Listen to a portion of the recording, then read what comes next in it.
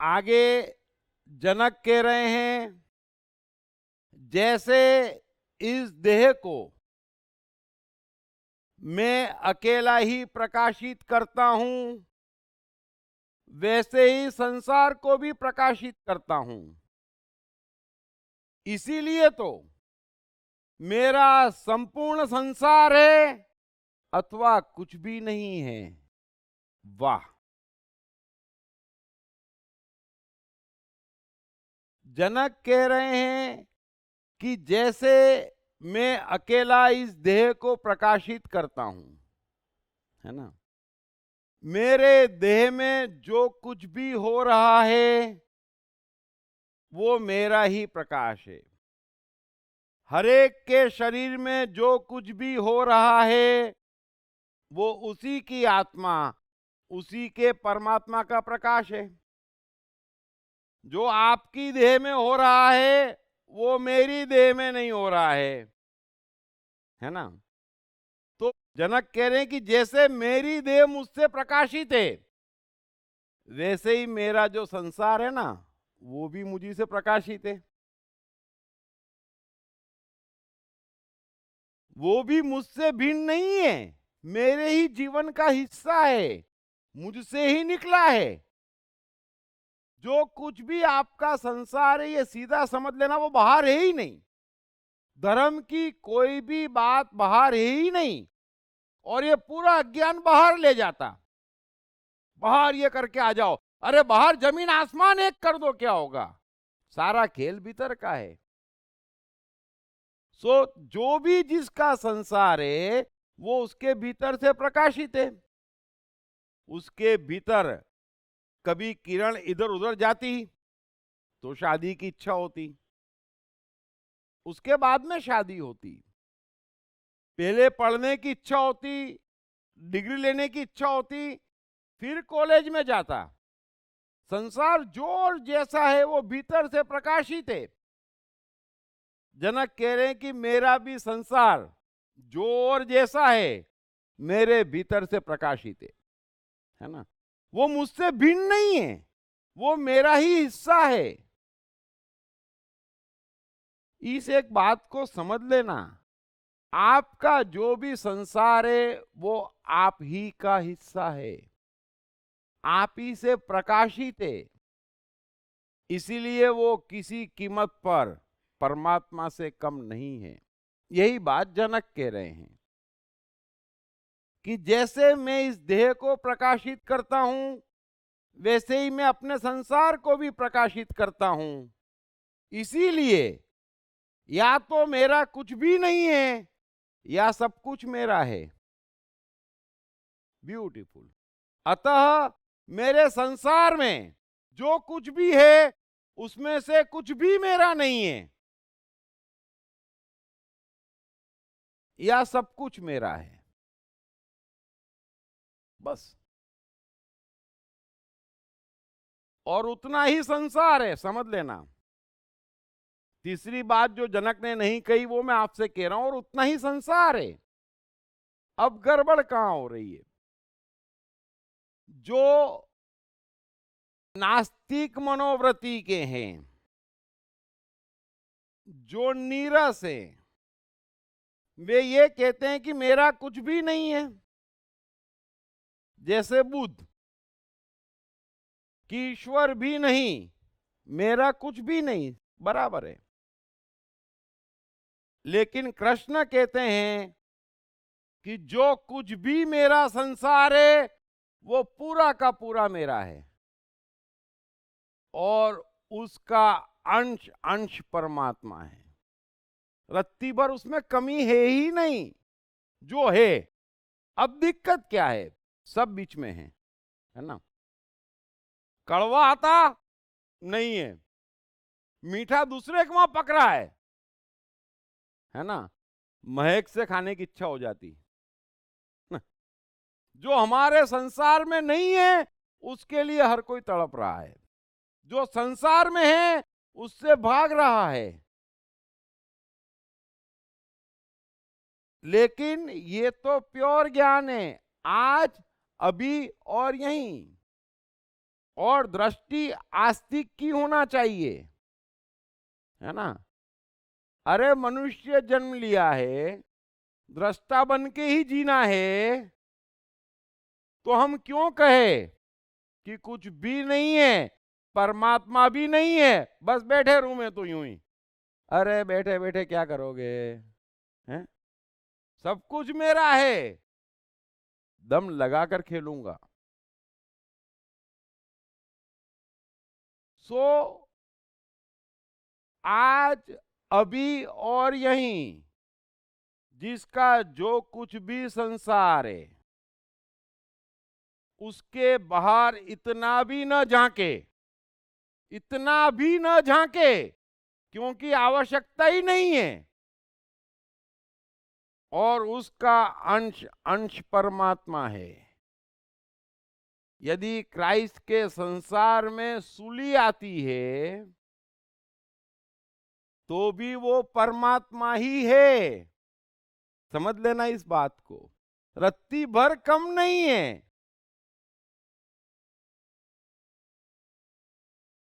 अतः जनक कह रहे हैं कि या तो सब कुछ मेरा है या मेरा कुछ भी नहीं है, बिना भेद के। ये जो भेद की शिक्षा दे रहे हैं कि ये पाप और ये पुण्य, ये अच्छा और ये बुरा,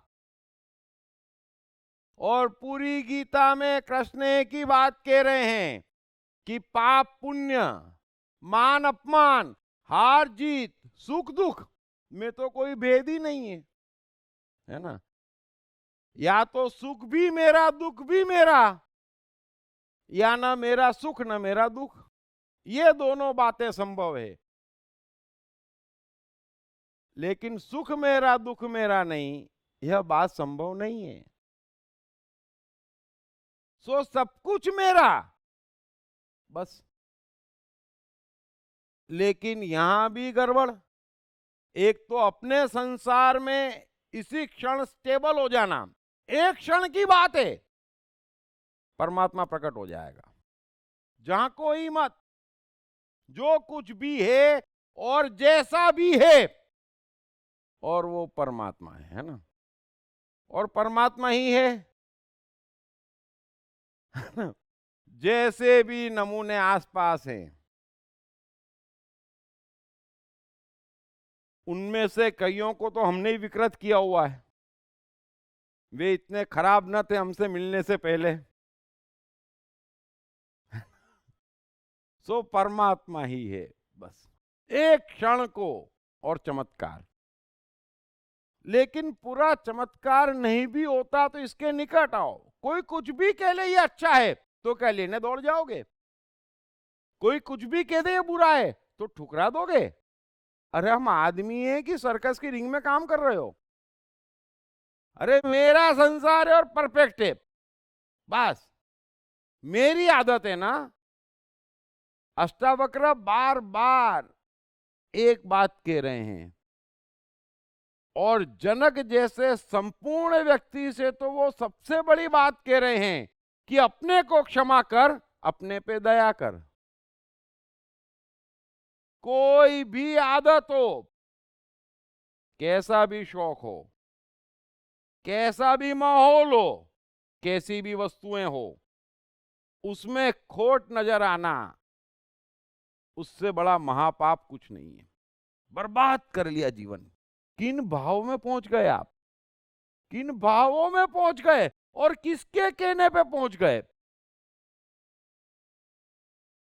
जिन्होंने ठेका ले रखा है कि हम किसी को जीने नहीं देंगे। अरे मनुष्य हैं, और हर मनुष्य अकेला है, जैसा है वैसा है, परमात्मा का है, और परमात्मा बन के जीना चाहिए। सो जनक कह रहे हैं कि सब कुछ मेरा है मेरे संसार में।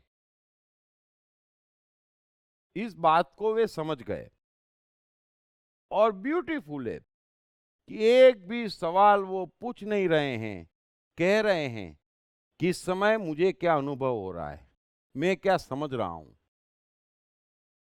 पढ़िए बेस्ट सेलिंग लेखक दीप त्रिवेदी की नई किताब साइकोलॉजी ऑफ कंफ्यूजन, कंफ्यूजन से क्लैरिटी तक की यात्रा।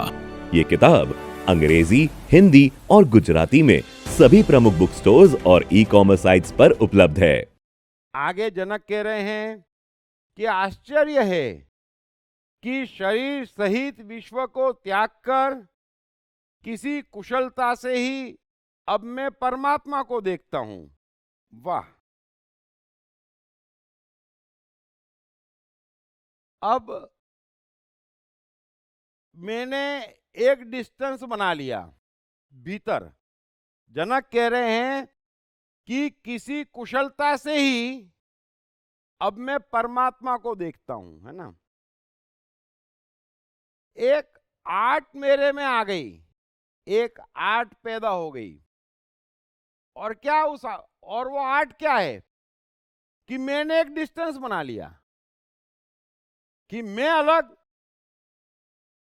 मेरा शरीर अलग, मेरा संसार अलग। बस एक छोटी सी आर्ट भीतर डेवलप कर ली और उस आर्ट के कारण अब मुझे चारों ओर परमात्मा नजर आ रहा है ना। जब तक मैं मेरे मेरा है तब तक संसार नजर आ रहा है ना। और मैं मेरे मेरा हटा तो वो परमात्मा हो गया। इतना सा भेद है, बाहर कोई भेद नहीं है। ये सुबह शाम अज्ञानी चिल्लाते हैं ये बाहर इतना इतना अधर्म, इतना इतना धर्म। अरे बाहर तो सब धर्म है, भीतर की दृष्टि में क्या गड़बड़ है? मैं मेरे मेरा, बस। तो मैंने एक एक्सपर्टीज पाली, मैं मेरे मेरा हटा दिया और कुछ नहीं हटाया जनक ने, समझ लेना। जो कुछ जैसा है वैसा का वैसा है मेरे जीवन में, जो कुछ जैसा है वैसा का वैसा है मेरे जीवन में। अष्टावक्र ने जनक को कुछ हटाने को नहीं कहा, है ना। ये नहीं कहा कि जंगल चले जा, राजपाट छोड़ दे, ये क्या कर रहा है, और ये नृत्य और ये मदिरा, रात को उत्सव, रोज रात को उत्सव, ये क्या कर रहा है, ऐसा नहीं कहा। एक ही चीज कही, समाधि का अनुष्ठान छोड़ दे। अब तो समाधि की बात ही नहीं है, खुद ही ज्ञानी जैसी बात कर रहे हैं, तो वो छोड़ दिया। बाकी वो कह रहे हैं कि एक आर्ट भीतर पैदा हो गई और सब कुछ परमात्मा हो गया। बस आप भी देखना ये गड़बड़ कहां है। एक दृष्टि परिवर्तित हो जाए, ये जो पकड़ है ना, मैं मेरे मेरा, सोचो रोज 15 मिनट की वो तेरा है, वो तेरा नहीं है। और मैं मेरे मेरा लगाने के कारण जो है उसका मजा भी नहीं ले पा रहे हो। जो है वो काफी है, इतना है, उसका तो मजा लो। अभी तो जो है उसी का मजा नहीं ले पा रहे हो, क्योंकि मैं मेरे मेरा। थोड़ा सा देखना किसके पास क्या है, वो कम पड़ रहा है, कम नहीं पड़ रहा है, गौर करना। दौड़ने की कोई लिमिट नहीं है, दूसरे को दृष्टा देखने के बाद कोई अंत नहीं है। लेकिन आप जाके, सवाल आपके जीवन का है, कुछ कम नहीं पड़ रहा है, पहले जो है उसका तो मजा लो। और मजा तभी आएगा जब उसमें परमात्मा नजर आएगा, और परमात्मा तभी नजर आएगा जब एक डिस्टेंस होगा कि ये मेरा नहीं है। सारे लफड़े क्या है, मेरा के हैं, बस। और इस मेरा के चक्कर में किसी पति पत्नी की बनती नहीं है। मनुष्य जीवन के जो मैंने देखा है, यह रिश्ता जो बड़ा हसीन होना था, हमको उसके किस्से याद करना पड़ते हैं और जाना भी इतिहास में पड़ता है, वरना कहानी ढूंढनी पड़ती है कि ये लड़का लड़की खुश थे, है ना। यहां तो मिलता ही नहीं आसपास, तो इतनी दूर की बात बना दी। राज तो भूल जाओ, एक के साथ बातचीत करना असंभव हो गया है, और हर एक के भीतर जो भी आसपास है उसके लिए बड़ी कड़वाहट है। झांकना भीतर, क्यों? ये मेरा, अरे मेरा कैसे हो गया? मेरा हटा दो, सब चीज हसीन नजर आएगी। मेरा हटा दो, अरे आप भी फ्री, वो भी फ्री, हर चीज फ्री। ये धन मेरा, तो खा जा। है? अरे क्या करते हो? ये मेरा के चक्कर में खर्चा भी नहीं होता है। हैं? फिर कोई होशियार बच्चा पैदा हो जाता है तो उसको खर्चा करना पड़ता है। तो मेरा नहीं है, जैसे ही मेरा हटाओगे वो चीज मजा देने लग जाएगी। मेरा आते ही गड़बड़ है। इस चीज को समझें जो जनक कह रहे हैं कि पहले जो कुछ भी मेरे पास था वो संसार था, चीज वो की वही है, बाहर कुछ भी नहीं बदला, लेकिन एक ऐसी आर्ट भीतर पैदा हो गई कि सब कुछ परमात्मा हो गया। बस। पढ़िए बेस्ट सेलिंग लेखक दीप त्रिवेदी की नई किताब साइकोलॉजी ऑफ कंफ्यूजन, कंफ्यूजन से क्लैरिटी तक की यात्रा।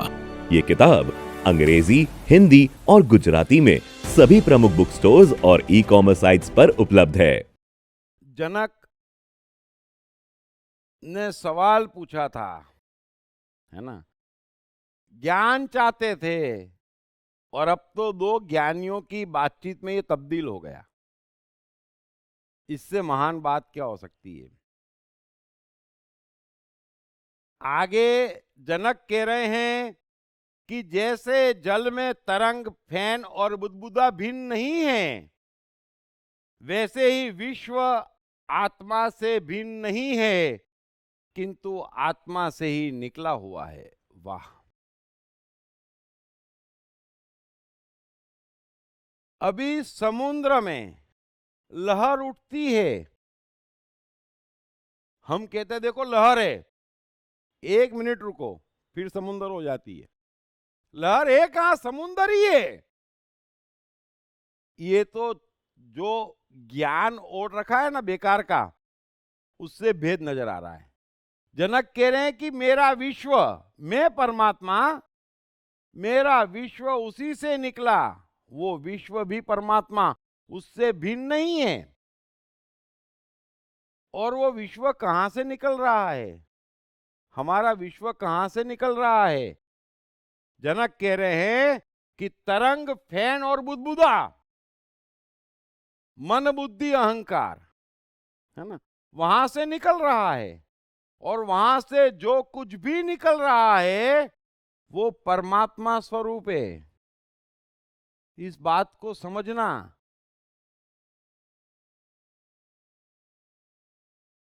यह विज्ञान मिलता नहीं है, किसी को समझ में आता नहीं है।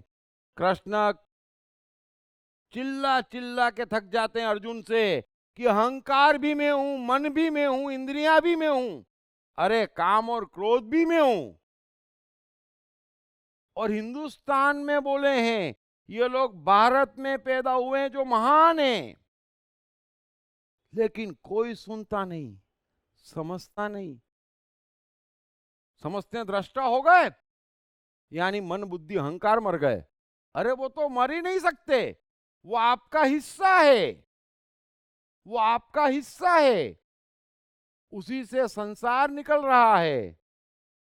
जो जनक कह रहे हैं वो सुन लेना, लेकिन वो समुद्र का अंश है, उठता है बैठता है, लेकिन है तो परमात्मा ही। इस बात को समझना, थोड़ा मत चक्करों में पड़ना। अपने को क्षमा करो, अपने पर दया करो, बस। पाप भाव और गिल्ट पालो ही मत, पाप भाव और गिल्ट पालो ही मत। ये इस एक सूत्र से जनक को ज्ञान हुआ, और यही बात अर्जुन नहीं समझ पा रहा था। कृष्ण भी उससे यही कह रहे थे कि तुझे जो कुछ भी चाहिए सुख चाहिए, सफलता चाहिए, परमात्मा चाहिए, तो भी इस युद्ध से ही मिलेगा। मैं भी आपसे ये कह रहा हूं, जनक भी इस समय वही कह रहे हैं, अष्टावक्र भी वही कह रहे हैं, आज अभी यहीं मिलेगा। क्योंकि जो कुछ भी है वो परफेक्ट है, उसमें गड़बड़ कौन दिखा रहा है? दूसरे। और उस वजह से आपको भी लग रहा है कि गड़बड़ है, गड़बड़ नहीं है। बस एक बार पूरी तरह से भीतर तक आसान नहीं है, ये बड़ा गहरा है ना, बड़ा गहरा है। बैठ जाओगे 15 मिनट, गड़बड़ नहीं है, गड़बड़ नहीं है, गड़बड़ नहीं है, 16वीं मिनट गड़बड़ पैदा हो जाएगी कि नहीं, ये तो गड़बड़ है। बड़ा गहरा है। जितना दूर और फैला हुआ ये ब्रह्मांड है स्पेस में, उतना ही फैला हुआ हमारा मन है भीतर, इसलिए बड़ा विशाल है। इसीलिए तकलीफ जाती, क्योंकि यात्रा लंबी करी है। इस जन्म का ही अज्ञान नहीं ओढ़ा है, जन्मों जन्मों से अज्ञान ओढ़ते ओढ़ते इकट्ठा करा है। लेकिन हमेशा ध्यान रखना, आज अभी यहीं जितना परिवर्तन सुनने से आ जाएगा वो आपका हो गया। वो परिवर्तन और परिवर्तन लाएगा। फिर बार बार सुनो, बार बार पढ़ो और ध्यान से देखो कि कोई कष्ट ऐसा आया जिसमें मैं मेरे मेरा नहीं हो, नहीं आता। लेकिन मैं मेरे मेरा के बगैर सो संसार मुझसे भिन्न नहीं है, यह मत समझना। कृष्ण का तो कितना बड़ा संसार था और पूरे संसार से कितना प्रेम करते थे। अरे कृष्ण अपने से कितना प्रेम करते थे, 56 भोग खाते थे, शानदार वस्त्र पहनते थे, है ना, दिन में 3 बार नहाते थे मौका मिले तो, बांसुरी भी बजाते थे, रास भी करते थे, नृत्य भी करते थे, घुड़सवारी भी करते थे, रथ भी चलाते थे। कोई ऐसा शौक नहीं है जो कृष्ण को नहीं था। कितना प्रेम करते थे अपने से। अरे मैं अपने मन को तृप्त न कर पाऊं, अपनी इंद्रियों को सताऊं, ये कहां का ज्ञान ले आए? अरे तुम मनहूस हो, तुम अज्ञानी हो, तुम भटक गए, दूसरे को परेशान क्यों कर रहे हो? और जो अपना नहीं हुआ वो किसी का नहीं हो सकता। आप अपने हो जाओ बस। वो पूरा का पूरा परमात्मा है, पूरा का पूरा परमात्मा है। और जनक को देखें, और जिस ऊंचाई पे जनक बात कर रहे हैं, इसीलिए गीता में कृष्ण एक कोई ज्ञानी कहते हैं, वो जनक को। ये ज्ञान है और बाकी सब अज्ञान है। ये बदल दो, ये कर दो, ये ऐसा, ये गड़बड़ है, वो गड़बड़ है। अबे मेरे में है ना, क्यों परेशान हो रहा है मेरे भाई? मत पालो पाप भाव किसी बात के लिए। मुझसे कभी मत पूछना, कृष्ण से मत पूछना कि ये गड़बड़ है। कोई गड़बड़ नहीं है। और जो 3 गड़बड़ है वो अष्टावक्र ने कह दी। सो मेहरबानी करके, आपका विश्व आपके भीतर से निकला है। आपके मन बुद्धि अहंकार खेलते हैं, वो आप ही के हैं। उन्हें खेलने दो तो ही मजा है। वो नहीं खेलेंगे तो बड़ा पछताओगे, हाथ में कुछ भी नहीं आएगा। पढ़िए बेस्ट सेलिंग लेखक दीप त्रिवेदी की नई किताब साइकोलॉजी ऑफ कंफ्यूजन, कंफ्यूजन से क्लैरिटी तक की यात्रा। ये किताब अंग्रेजी, हिंदी और गुजराती में सभी प्रमुख बुक स्टोर्स और ई-कॉमर्स साइट्स पर उपलब्ध है।